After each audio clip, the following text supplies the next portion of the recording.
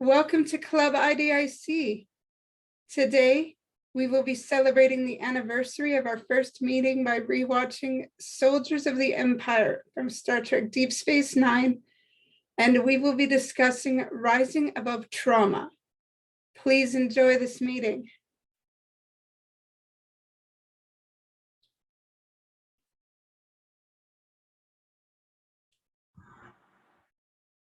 Hello. Hello. Welcome to the anniversary of our first meeting. Yeah, thank you. And Soldiers of the Empire was the first episode that this club watched, and the person who presented it was talking about PTSD, but that person is no longer a member. They left for greener pastures, but Okay. I think the lesson still applies, because I believe this Soldiers of the Empire was Martok's first command since being held by the Dominion, and he was still traumatized by being held by the Dominion, and he had to learn how to rise above his trauma. I will confess at this moment.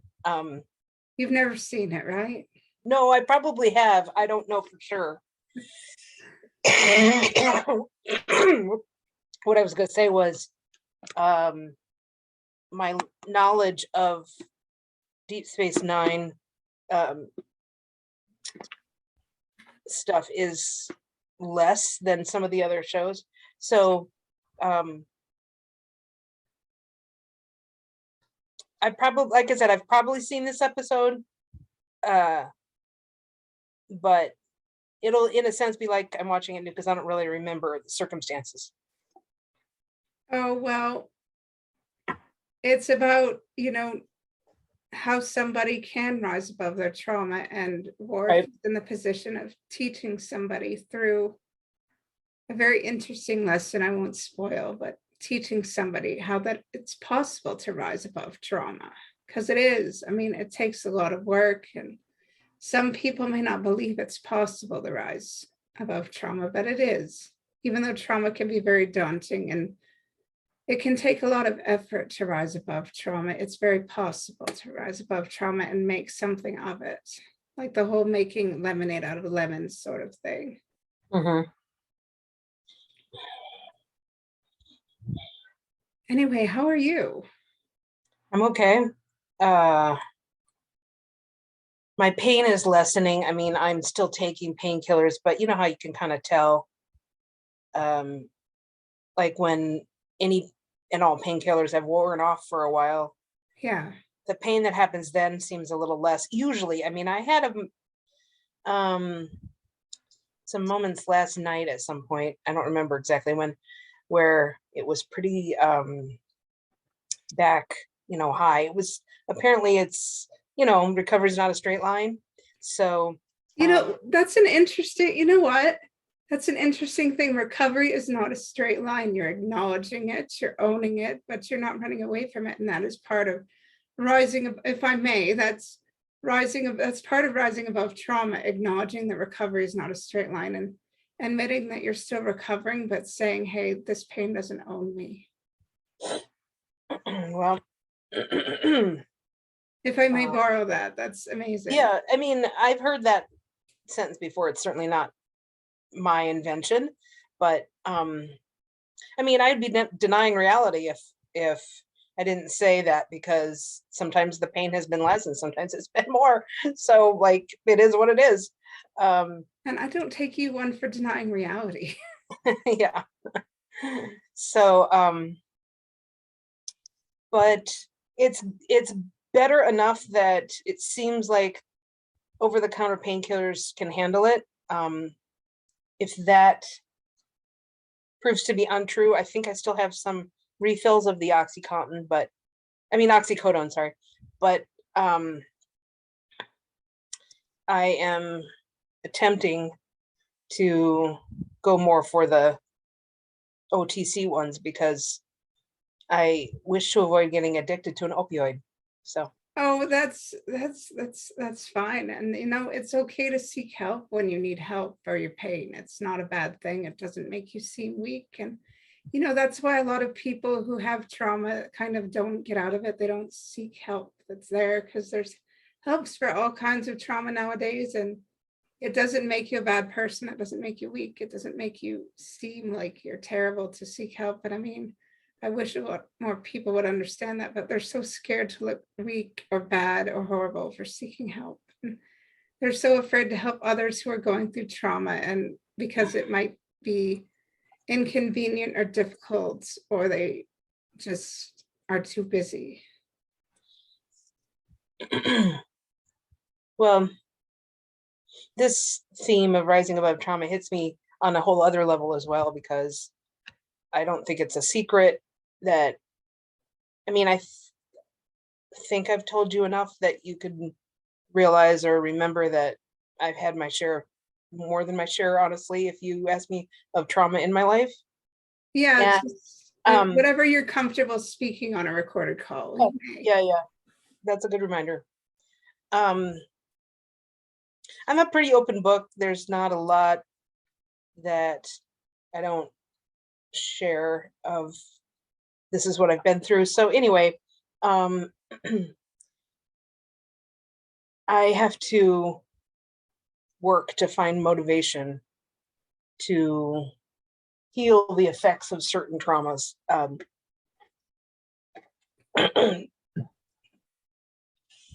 You would think, excuse me, you would think that the promise of a better life on the other side of whatever therapy might be required would be enough to motivate a person to go seek that therapy. But that's actually not true. And at least it's not true for me.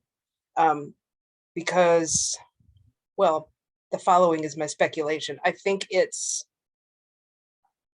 a matter of, it's just so much easier to maintain the status quo, to live out my life as it is right now, even though I'm carrying around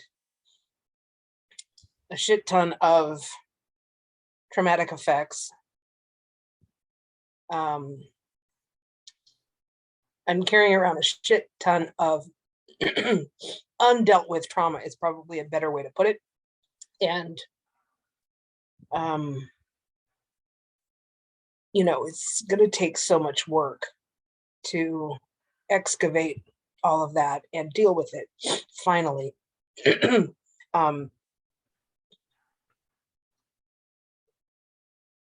So this has been a theme for me for a long time, in terms of like, why am I not motivated for my own life enough anyway to seek that help? So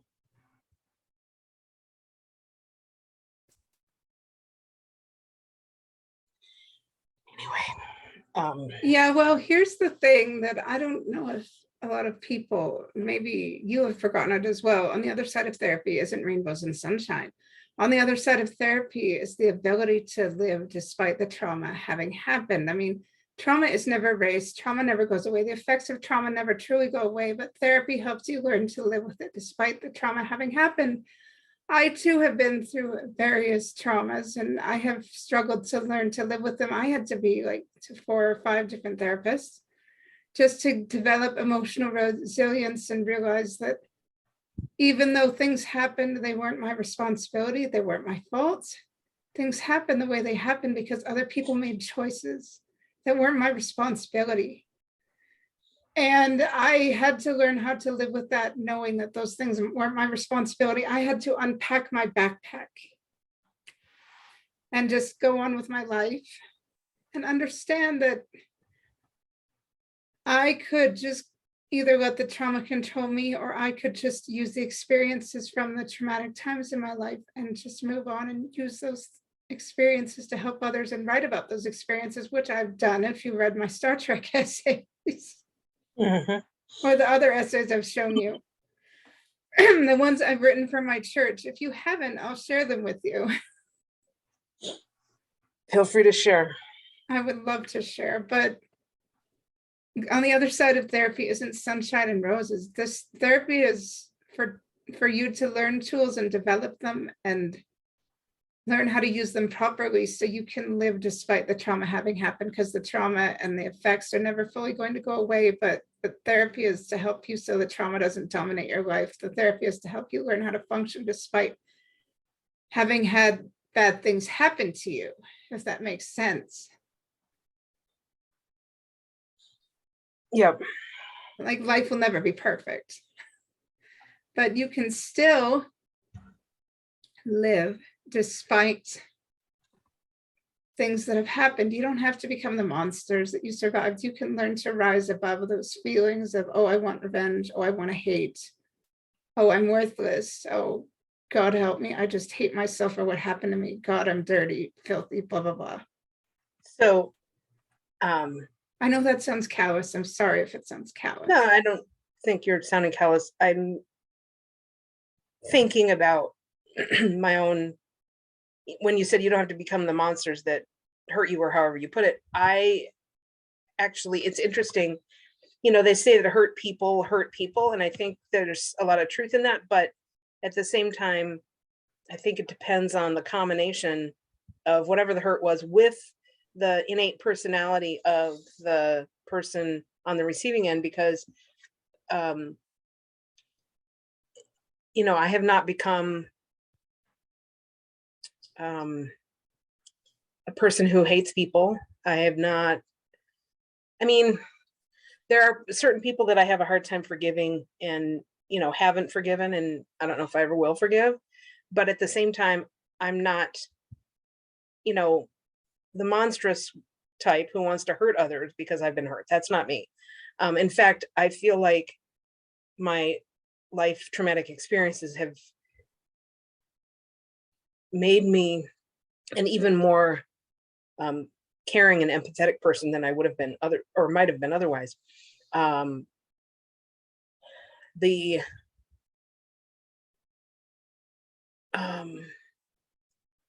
lasting effects in my life, emotionally, excuse me, there's anger under the surface. That's accurate. I can't deny that. But there's also just a lot of sadness. A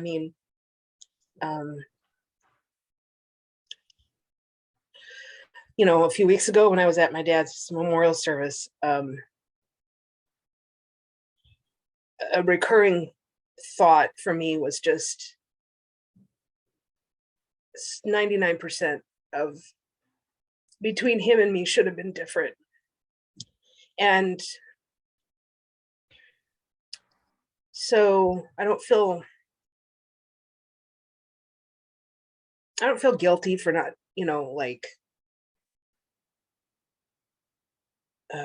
doing more to help him or whatever. I don't feel guilty about that at all. I don't feel like I owe them, my parents, anything. Honestly, I don't.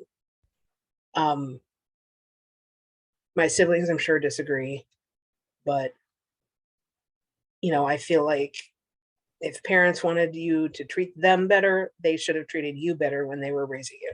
Exactly. So anyways, there's emotional baggage for sure. And I don't completely like that framing. It was the words that came to mind in the moment. But all that to say that that's there, but I haven't become a hateful person, which I'm glad about, certainly. Well, I'm glad about it too. I can't imagine it. Thank you. You're welcome. And you said something interesting, people hurting other people.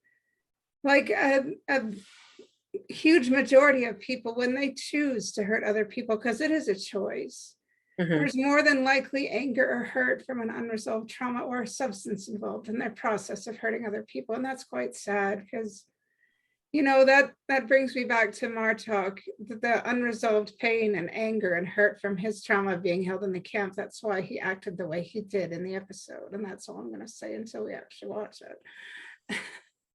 That's cool. Yeah, so. But that's usually what's involved. I don't know if you read all my Star Trek essays, but that's probably why. I never figured out why I was abused the way I was abused. And there was no rhyme or reason for it except that I was different. And recently, I don't know if you read my Facebook post and such about how I found that video that I made right before I spread my father's ashes. I don't think I ended up seeing that. I found this video because I was cleaning off my desktop video or my desktop, and I found this video of this little recording I made of myself saying a goodbye message right before I spread my father's ashes. Oh, you know what? That's ringing a bell, but please go ahead. And I said a lot of things. I remember making the video, but I thought I had been mean and hateful and vile and saying curse words, and I wasn't. I literally spoke from the heart, and I spoke gentle, sad words, and I cried a lot. And it was like forgiveness, but very blunt, saying you don't deserve happiness because you never gave us happiness. You treated us like crap, and we did our best to be good to you even in your dying days, and you still chose to be abusive in your dying days, and you could have made the most of them and made peace with us, but you didn't choose anything. But we choose happiness, even though you didn't choose it for yourself. Because I don't know if you believe in the afterlife or not. I don't know your spiritual beliefs. Oh, you do? Well, what my spiritual beliefs are, and me talking about the afterlife would take a little more time. I don't want to derail. Well, we can talk about it another I don't moment. care.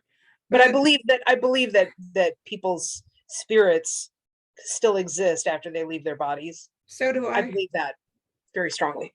But I was like, literally, we choose to be happy now in life. Now that you're gone, we can truly be happy because we're not held back by what you do to us and the power that you held over us with your abuse and your alcoholism and everything. We choose to be happy, even though that you didn't choose that for yourself. Yeah. We can heal from this now that you are no longer around to tell us that we don't have the permission to pursue happiness. But I love you in that, but you didn't choose this for yourself, but we can choose it now that we have the permission. We are giving ourselves the permission. I am giving myself the permission. And that sounds so strange. I don't think it sounds strange at all, but, honestly. Did it have anything to do with the conversation? I don't even know.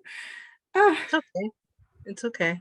But it's like giving myself the permission to rise above the trauma that had haunted my family for like 26 years. Wow, that's definitely this in line with the conversation. Absolutely. And it's like I literally didn't. I had often, even though I had taken therapy, I had wondered after his death if I had really done everything I could to be a good caregiver and be a good kid. And I often blame myself for his drinking because I had been told by other loved ones and his stupid friends, you're the reason he drinks and all this other garbage. What a horrible thing to say to someone. And he didn't love you. He said you were unworthy of love because of your disability, blah, blah, blah, blah, blah. Yes, it's in, I put it in a Trek piece because it was true. Yeah. But it's like, I did everything I could. And because of that video, because I found it, I realized I have peace about that now. I could rise above that self-blame. I'm so glad. My God, I'm cool. Okay. My God, I'm crying. Oh, well, it's okay. Recorded. Who cares? I think, unlike most of society, I think that even though the reasons for them can be sad, tears are beautiful. Because you're being real, you're being vulnerable, and vulnerability is the birthplace of connection. So it's a good thing. Do not get me started about tears and how society tends to treat that. That's a separate rant.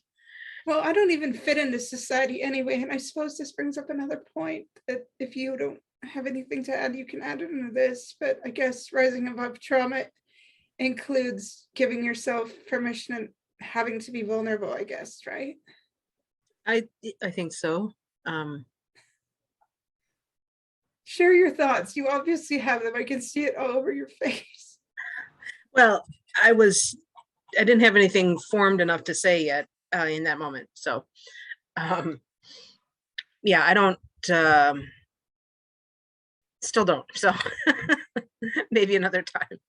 But vulnerability, like society frowns on vulnerability. And they literally like, oh, you have to present a face. You have to pretend that everything's okay. You can't, like, even in some organized religions, in terms of families, you have to pretend like, oh, your family's good, your family's clean. And if your family's imperfect, we don't want to know about it, because in terms of certain organized religions, like they're all about family units being perfect, and you have to honor, like the Bible says, like, and people will throw the Bible in each other's face, and this is not something I kind of, and this was even thrown in my face, like honor thy father, even if he doesn't treat you well.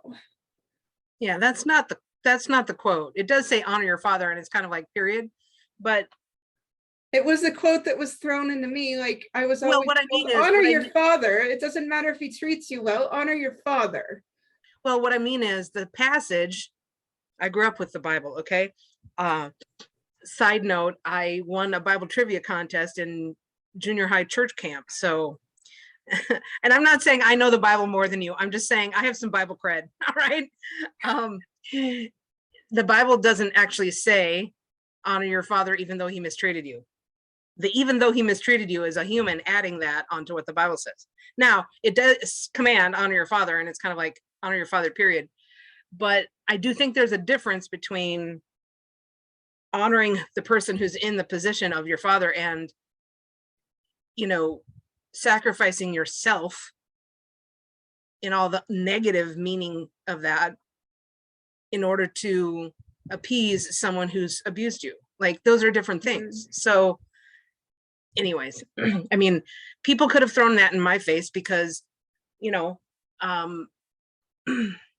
the abuse that I suffered as a child came from multiple sources, but the key one, the one that could have, had it been different, prevented or ameliorated all the others, was at home. And the way I view it is dad was the active abuser, mom was the passive enabler. So I say that in order to say that, yeah, for sure, people could have thrown honor thy father in my face. So it's not a, you know, secret that I have a lot of unresolved, again, as I said, stuff related to him, which was the source of my tears during his memorial service. It wasn't about, I'm so sorry he's gone. I'm not. I don't. You were relieved. Have any felt love for him. And I don't honestly know if I ever have, except when I was too small to know better, possibly. I don't remember ever having warm fuzzies for him because he killed it with how his actions didn't match his words and how, you know, harsh, legalistic, all that stuff, physically abusive, etc. So yeah, it's a thing. Well, you know, the self-sacrificing that we do because of like society's demands and biblical demands, that can also create a trauma because it can create disassociation within ourselves. We kind of lose our identity in the process of trying to please everybody else and live up to expectations that are placed on us, right? Yeah, this is where I want to summarize my spiritual beliefs, just so you're aware. When I say I grew up with the Bible, what I mean specifically by that is I grew up in a subculture of Christianity called Independent Fundamental Baptist. And yeah, that's that's what it sounds like, and probably worse. Like, if you know American Southern Baptist, put that on steroids, and you have the IFB movement. So the core problem with that movement is that it's all about how well you do the man-made, mostly, list of do's and how well you don't do the don'ts. I mean, there's the things the Bible commands, and then there's the list of do's and don'ts that humans added to that. But they gave it the same weight as scripture, and would judge their own and others' spirituality by how well you kept to the list. And small problem. Christianity is about grace. Christianity, as it's properly understood, in my opinion, is about Christ suffered the punishment so you don't have to. Like, your sins are already paid for before you get here, since it happened 2,000 years ago in a historical timeline. But I honestly think that people in the IFB movement and other sub-pockets of Christianity, for sure, prefer the ease of certainty to the unease and uncertainty. Well, they prefer certainty to uncertainty. Okay, it's an easier way to put it.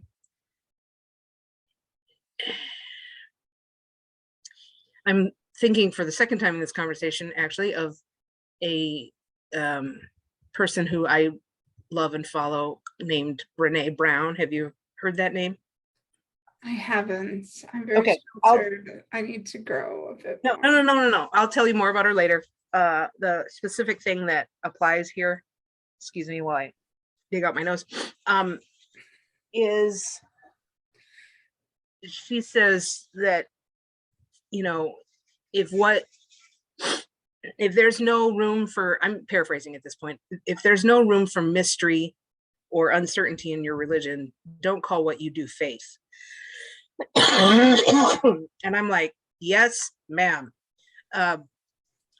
Really, the IFB is more about certainty than it is about faith, because faith is believing in what, you don't see.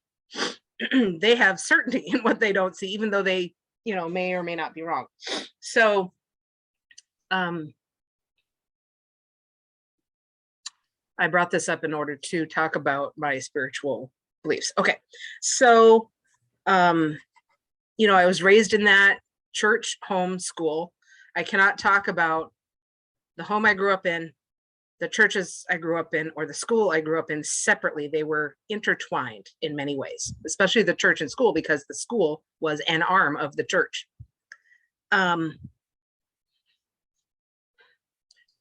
then after I graduated high school, I went to a Christian college. It was not fundamentalist, but my parents let me go there anyway. And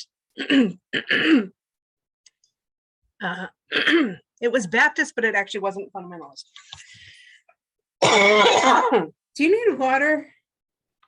I have a little bit right here. I think I might be out. Nope, I got a bit.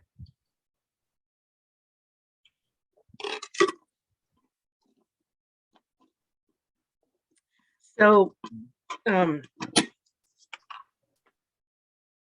school I went to, that was one of the best decisions of my life, because it, in my view, helped me become truly the person that I am. In other words, I started to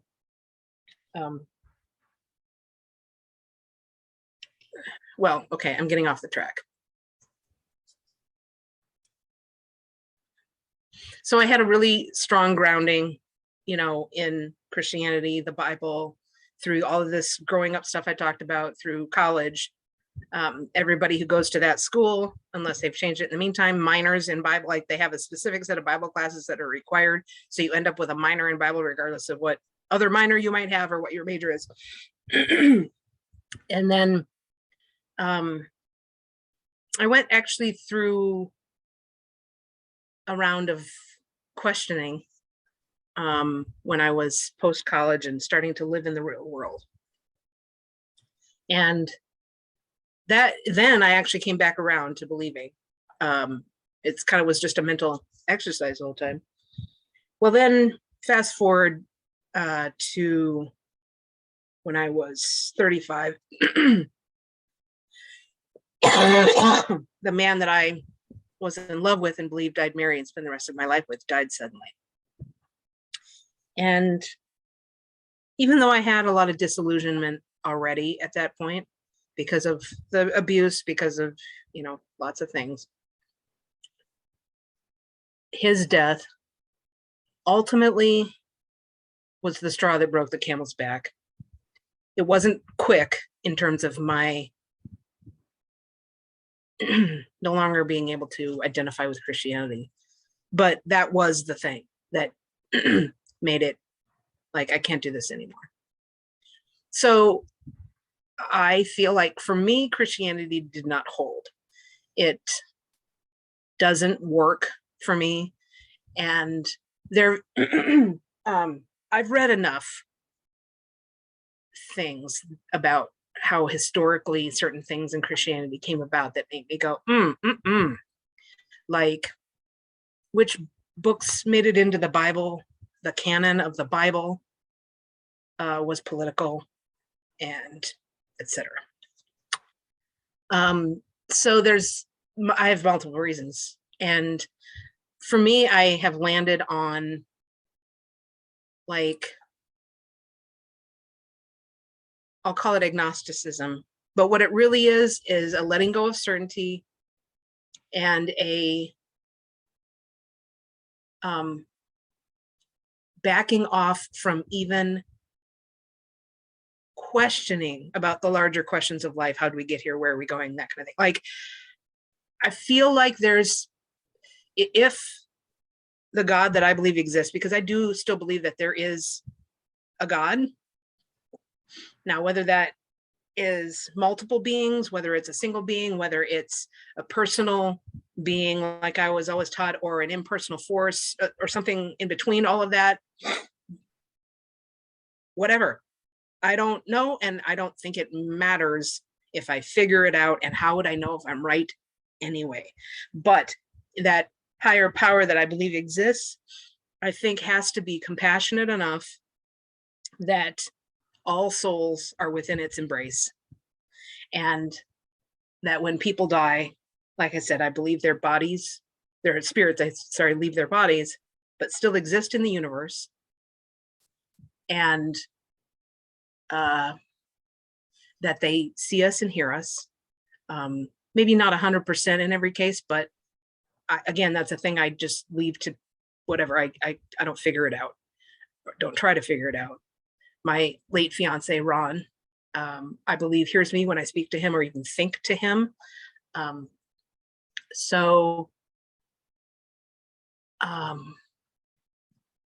other thing I wanted to say is I no longer believe that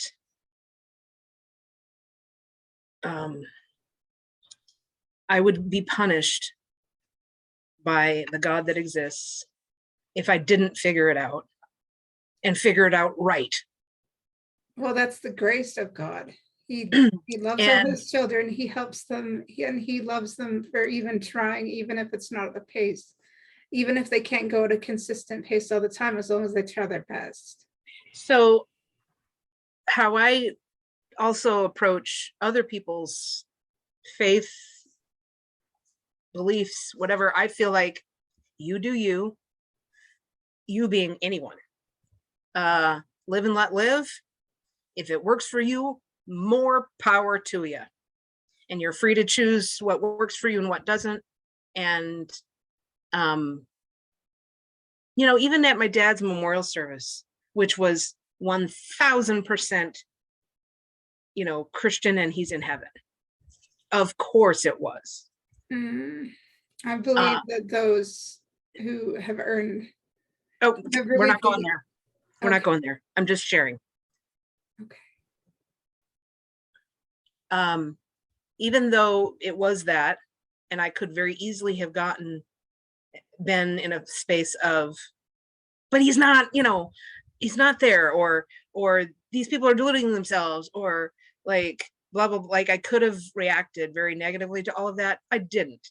I was just like, this is what they believe. My parents. And so of course, this is how the service was going to go. And I'm not mad at it. We'll all find out once it's our turn, what we were right about and what we weren't. And it's all going to be okay. Because again, I don't believe in a higher power that would punish us for getting it wrong. So I probably took too much time with all of that. No, it's fine. It's fine. It's a pretty open space as long as it's not contentious. it's pretty open space, and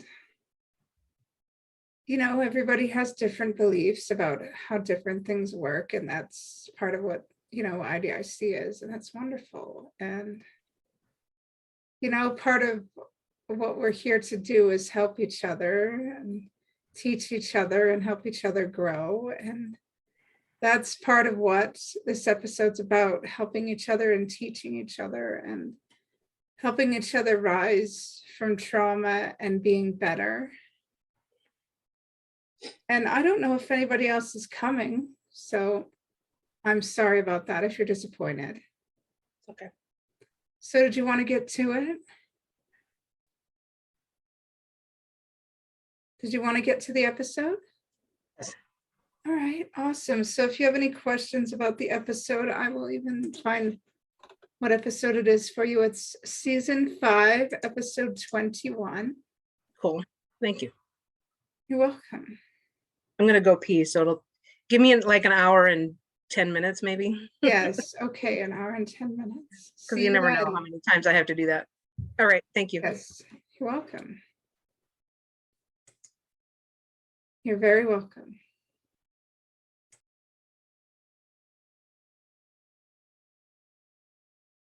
Hello. Hello. You know, one of the takeaways I got from this is just because it's easy to sit in trauma and survival mode doesn't mean it's the right thing to do. Yeah, I know. We should focus, and instead of focusing on survival mode, we should focus on thriving. I know. Yeah. And you know, like we should honestly forgive ourselves for the time we do spend in trauma, because it's not our fault that we had a trauma. It's not our fault people chose to be total turds to us. It's not our fault that we were hurt, and it's not our fault that we have to take our time. But it's our fault if we choose to avoid healing just to avoid becoming uncomfortable. If that makes sense. Yeah, it makes sense. Remember what I said about not being motivated for my own life and to work on it through. Oh, I didn't mean to trauma insult you. Oh recovery? my gosh. That's why I was like, yeah, I know. I didn't mean to insult you. No, you didn't insult me. It's not, none of that was insulting. Yeah, and I mean, you know, the grace about all this is we can take our time in healing as long as we're trying to heal, because our efforts mean something to us and to whatever we believe in. And as long as we keep making those efforts, they'll eventually add up and help us to become a better person. Something I'm trying to understand from the episode is, well, more than one thing, but the one I'm thinking about right now is during the fight between Martok and Worf. Seemed like everybody was on Worf's side, and then Martok's able to get a stab in directly on Worf, and then suddenly everybody's for Martok. Is that kind of the Klingon way? And I didn't know that. Or like, to me, it's like, why would you change your belief about what you should do because just because the two people duking it out, the other guy got a stab in? It's like, wait, what? Well, they think Martok has given up at this point. They think Martok has given up all the beliefs about honor, protection, really holding up the Klingon values. But then all of a sudden, when Worf seems to falter and become dishonorable in his fighting, and Martok seems to gain the upper hand, they don't realize that Worf has thrown it to Martok once he sees the passion has come back to Martok. They think Martok has just become a better fighter. So they have switched sides and become loyal to their captain again because they perceive him as winning the fight and being the better fighter. Something I found interesting was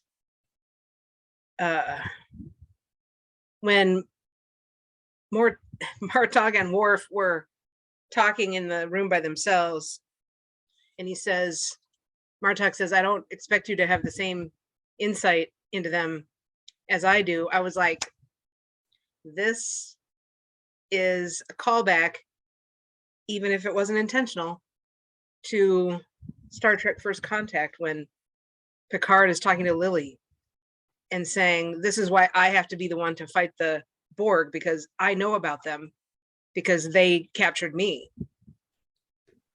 Well, Martok did have more of an insight into his own crew because he spent the most time with them. He understood their feelings, he understood their frustrations, but he also didn't have a good insight into them because he was lost within himself. So he sort of was in touch with them at the same time. He was talking about having an insight into the Jem'Hadar. Oh, yes. Because he'd spent 2 years in their prison camp or whatever. And similarly, of course, Picard had been captured by the Borg. I'm just pointing it out as interesting. I just flashed right to it. As soon as he said, I don't expect you to have the same kind of insight on them as I do, I was like, Picard and Lily right there. I love it. And he said this to Worf, but that's true. I mean, Worf didn't spend as much time with the Jem'Hadar. His moment was just a blip, but Martok pretty much learned the routine of being a prisoner.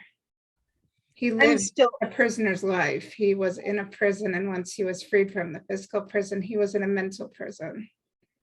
Well, it's interesting you should say that, because I'm still wondering, I mean, this meeting is called Rising Above Trauma, and I'm wondering if Martok really did rise above it, because first of all, he was afraid to go after them when he was, I mean, I actually bought his line about this is not our mission, because to me, that's good command sense. In other words, we're on track A, we're trying to do A, and this other distraction happens. Even though we want to defeat these people, we're out here to do A.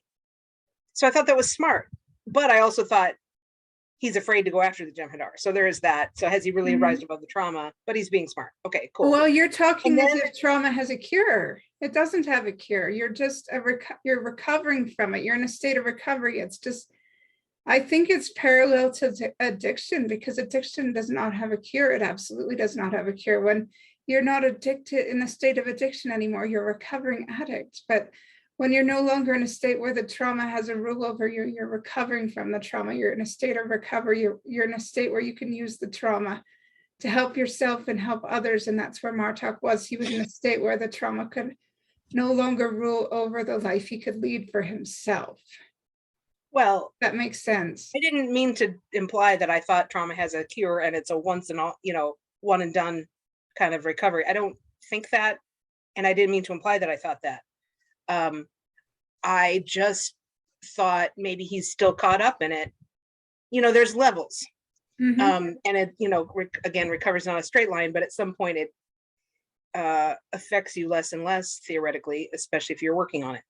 Well, I viewed it at first as he is still caught up in the trauma because he doesn't want to go after the Jem'Hadar, even though that's a smart command decision in that moment. But then that isn't obviously the rest of the way the episode went, and I'm suddenly losing my train of thought. So that's all right.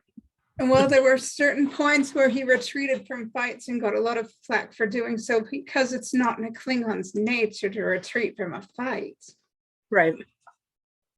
And it eventually got to the point where, the Klingons started fighting with each other and weakening each other because they couldn't fight with anybody else. Their frustration with Martok's supposed weakness and dishonorable behavior really got to them, and they were traumatized by it, and they didn't really have anyone to take it out on but each other. Yeah.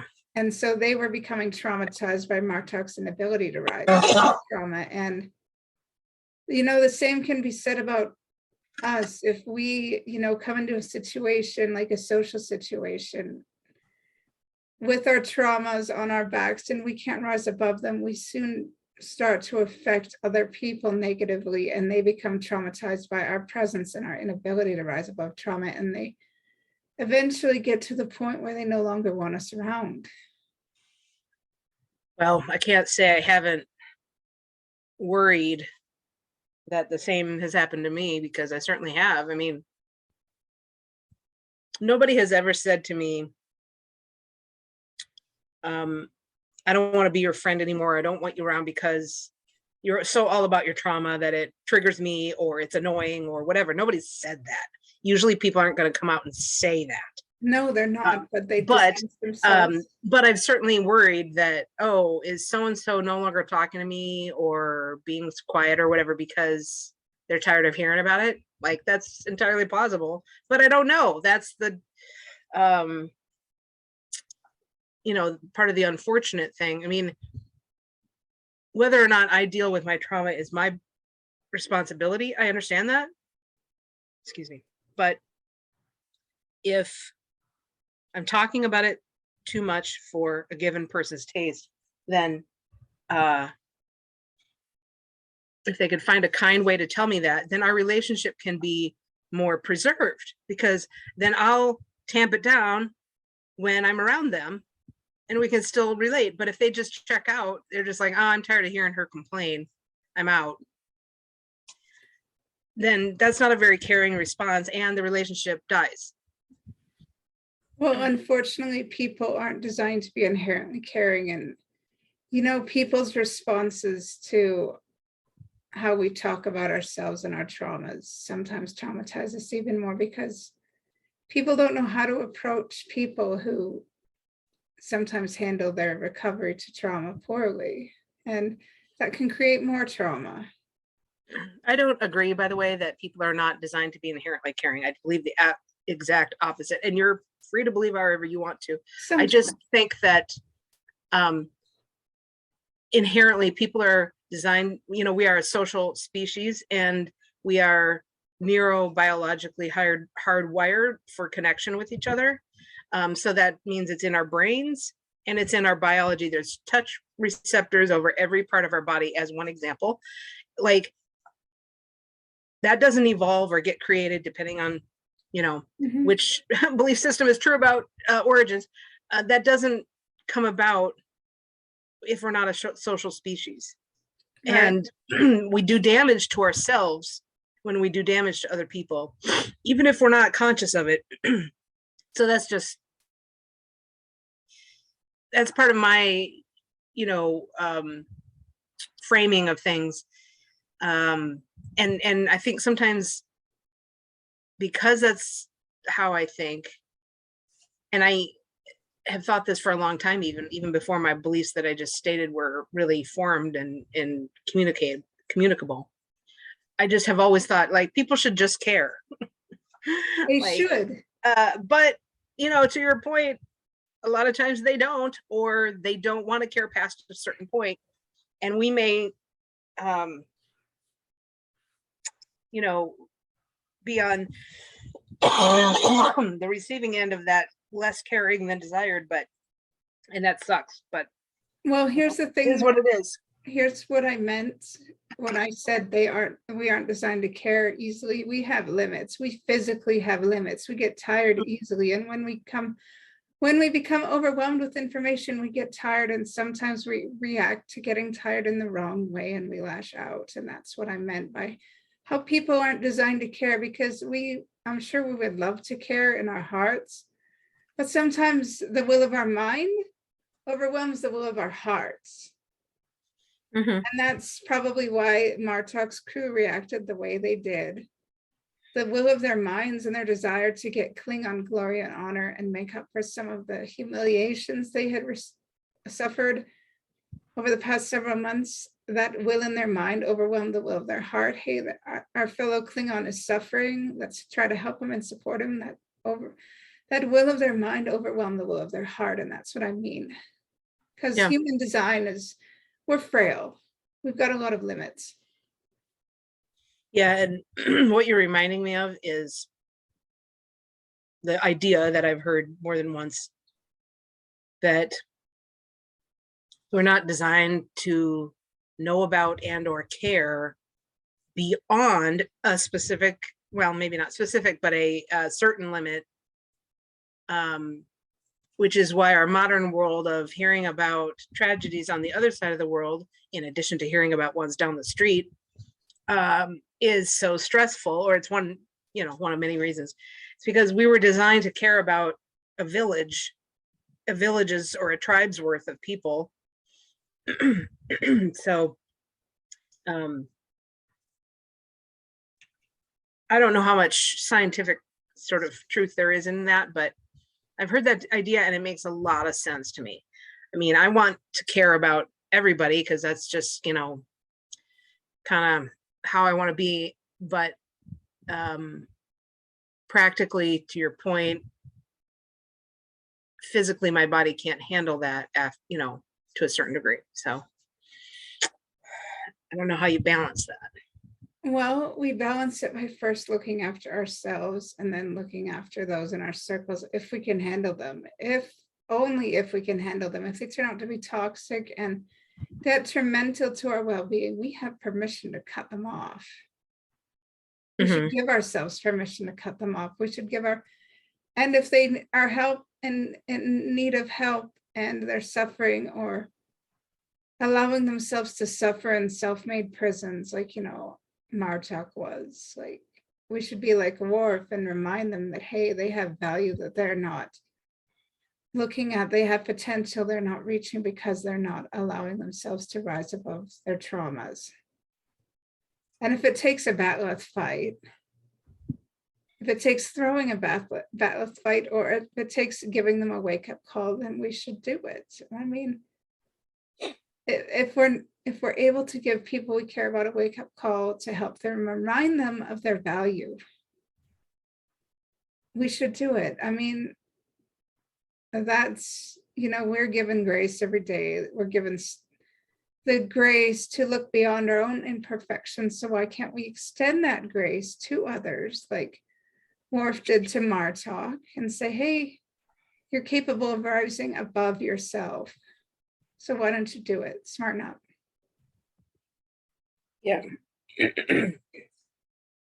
Yeah. So, I mean, we've got this episode, like it begins like, you know, and this is the worst. This is the saddest thing. The episode begins and it reminds me of back, I don't know if you've seen lots of Voyager, you know, I've seen all of it.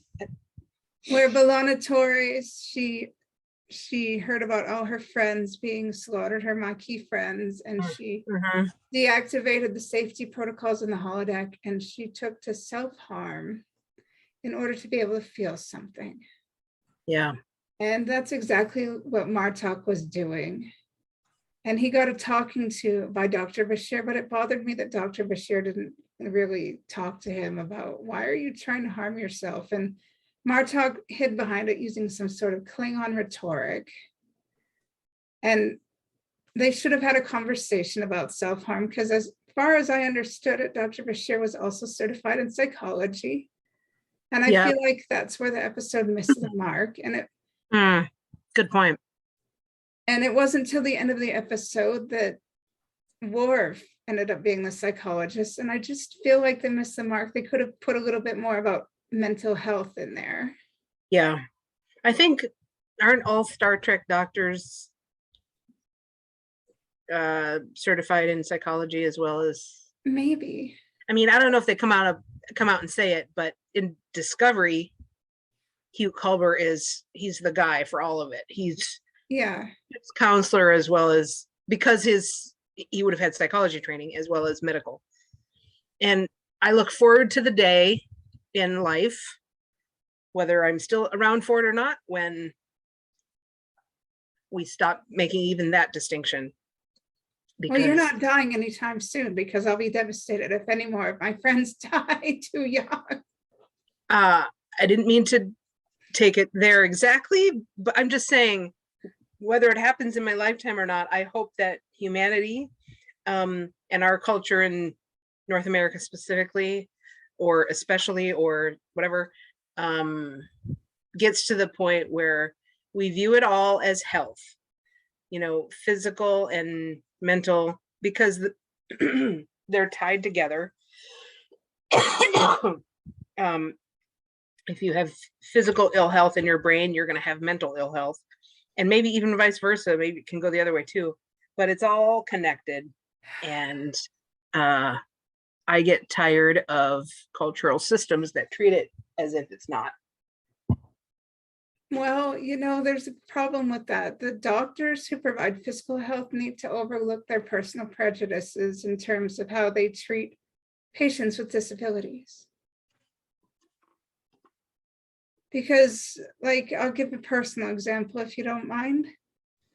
Not at all. Because I recently requested medical records from my OBGYN, and I looked in the medical reports and I found out some information that came in a recent ultrasound that my doctor didn't tell me, but she made a point of mentioning my neurodivergency in one of the little chart things, but she didn't tell me about a medical issue that came up on the ultrasound.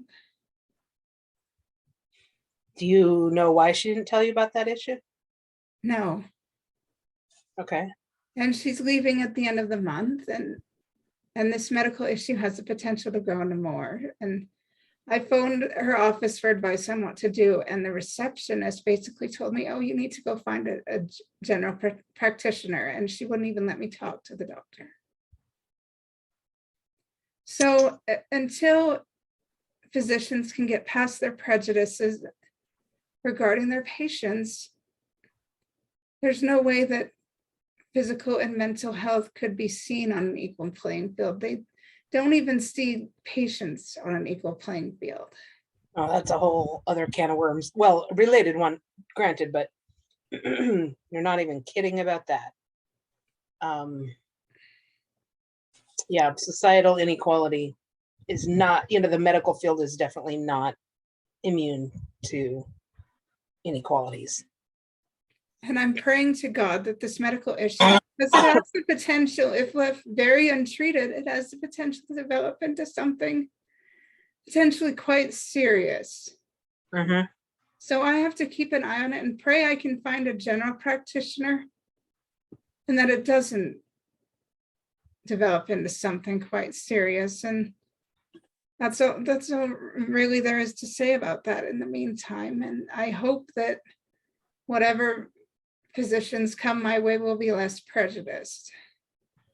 Because I've always been looked down upon by physicians. They've always looked down upon me and not taken me seriously because of my neurodivergency. I've always had to fight for what I wanted and be my own advocate. And the medical inequalities in this country, I don't know what they're like in other countries, but I've always been rather disappointed in the fight I've had to undertake for decent medical care just because I've got a disability. Yeah, I respect what you're saying. In this country, of course, we have the whole essentially financial inequality is what determines one's level of care. I mean, I've been in the hospital twice now this year, and I certainly hope it's the last time I have to be a hospital patient for a good long time to come. Oh, me too. Twice in less than 4 months. Quite enough. But I bring that up in order to say that I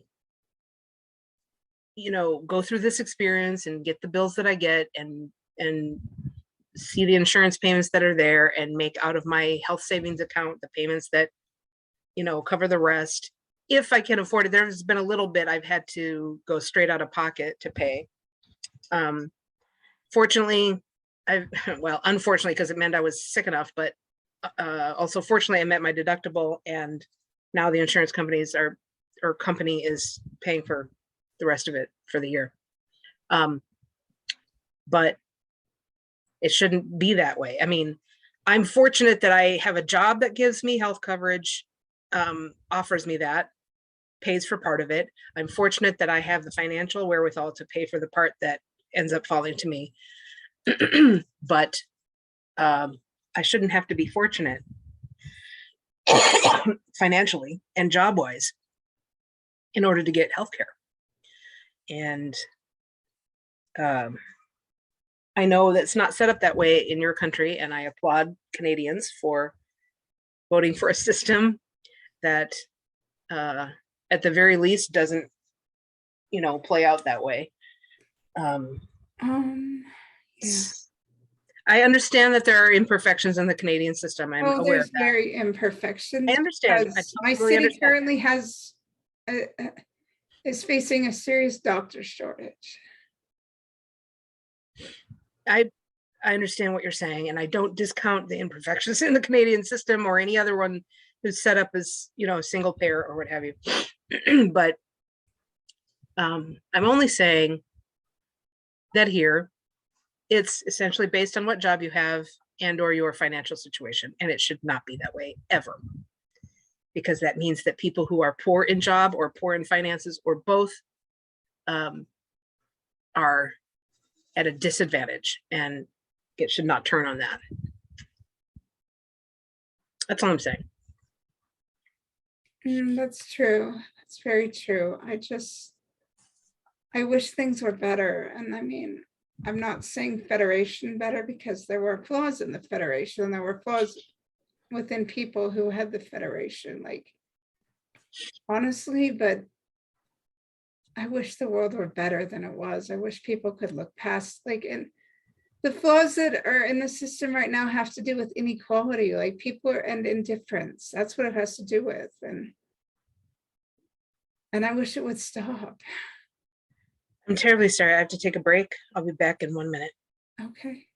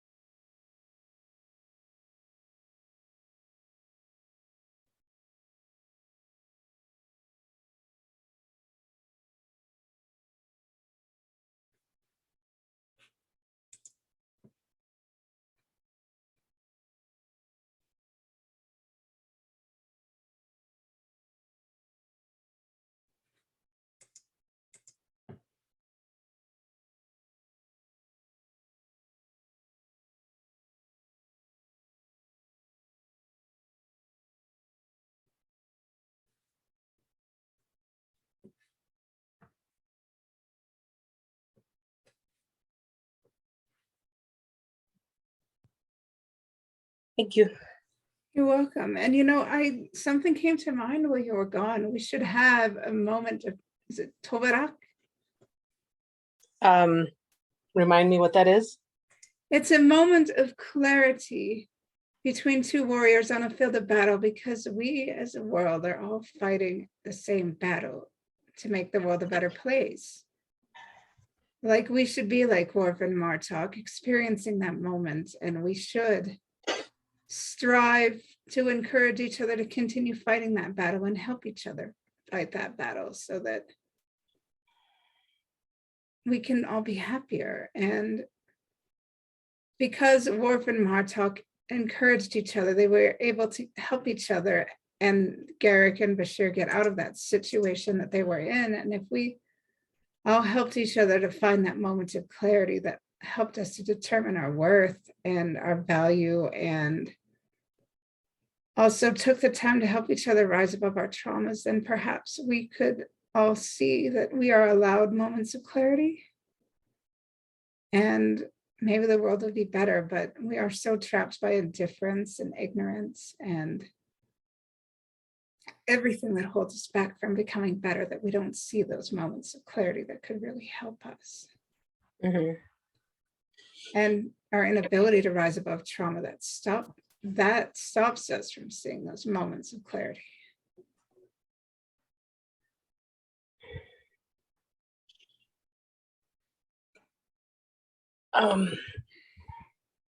The way that Worf talked about the meaning of that made it sound like it's something that kind of just happens, like spontaneously. So I don't know how you sort of bring that about purposely. I'm not saying that you're at all wrong. I just don't yet know how to make that happen. Well, it shouldn't take a tragedy. It should just be a realization that, hey, this world is messed up. Like, Mhm. it shouldn't take a fight, but obviously in this episode, it took a fight, and it took almost losing a fight to his first officer for Martok to realize that, hey, you know what? I am a Klingon. I am a leader of a ship. I need to smarten up and rise above this trauma of being in this internment camp, and I am capable of rising above this trauma. And it's not going to get any better for me and the people that are around me, the Klingons that are around me, if I don't rise above this trauma. And he remembered who he was. He remembered that he was capable, and he allowed his passion for life to reclaim him. I'm feeling not great for a bit. Okay. I Well, we mean, can wrap up. yeah, I was going to suggest that. Yeah, you know what? I mean, we just have to remember that we're capable of rising above trauma. We just have to give ourselves permission to do it Mhm.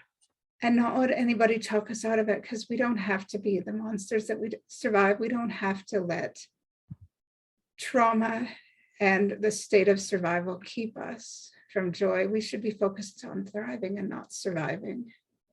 Trauma doesn't have to define us.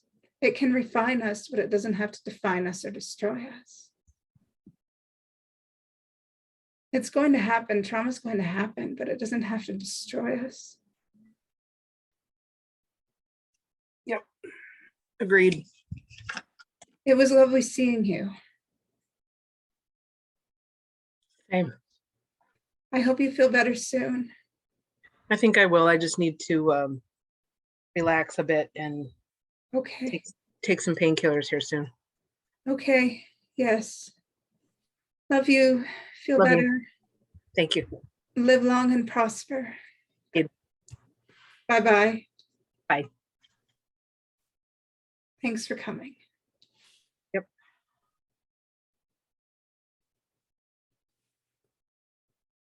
Thank you for attending this meeting. Live long and prosper.